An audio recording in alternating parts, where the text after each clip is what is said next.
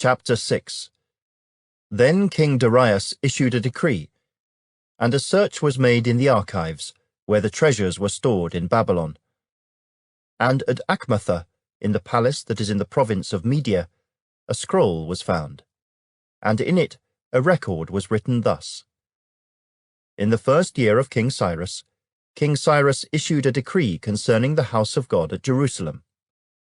Let the house be rebuilt, the place where they offered sacrifices, and let the foundations of it be firmly laid, its height 60 cubits and its width 60 cubits, with 3 rows of heavy stones and 1 row of new timber. Let the expenses be paid from the king's treasury. Also let the gold and silver articles of the house of God, which Nebuchadnezzar took from the temple which is in Jerusalem and brought to Babylon, be restored and taken back to the temple which is in Jerusalem, each to its place, and deposit them in the house of God. Now therefore, Tattenai, governor of the region beyond the river, and Shethar-boznai, and your companions the Persians who are beyond the river, keep yourselves far from there. Let the work of this house of God alone.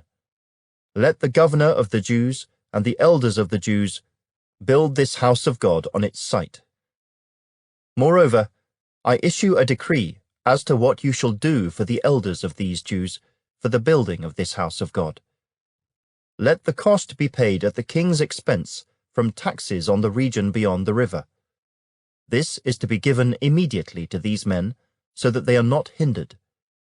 And whatever they need, young bulls, rams, and lambs for the burnt offerings of the God of heaven, wheat, salt, wine, and oil, according to the request of the priests who are in Jerusalem, let it be given them day by day without fail, that they may offer sacrifices of sweet aroma to the God of heaven, and pray for the life of the king and his sons.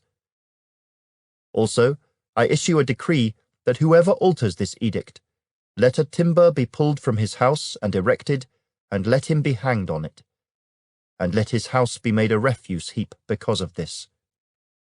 And may the God who causes his name to dwell there destroy any king or people who put their hand to alter it, or to destroy this house of God which is in Jerusalem. I, Darius, issue a decree. Let it be done diligently. Then Tattenai, governor of the region beyond the river, Shethar-boznai, and their companions diligently did according to what King Darius had sent. So the elders of the Jews built, and they prospered through the prophesying of Haggai the prophet and Zechariah the son of Iddo.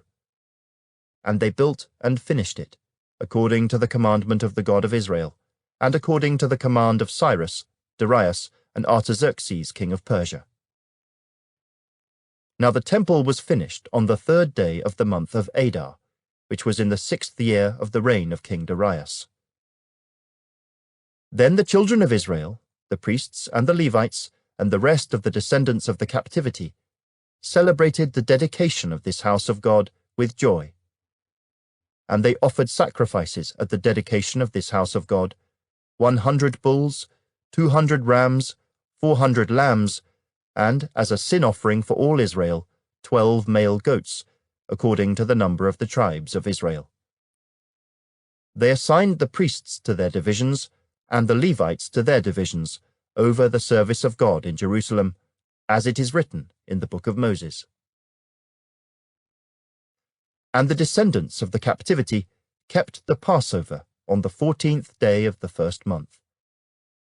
For the priests and the Levites had purified themselves, all of them were ritually clean. And they slaughtered the Passover lambs for all the descendants of the captivity, for their brethren the priests, and for themselves.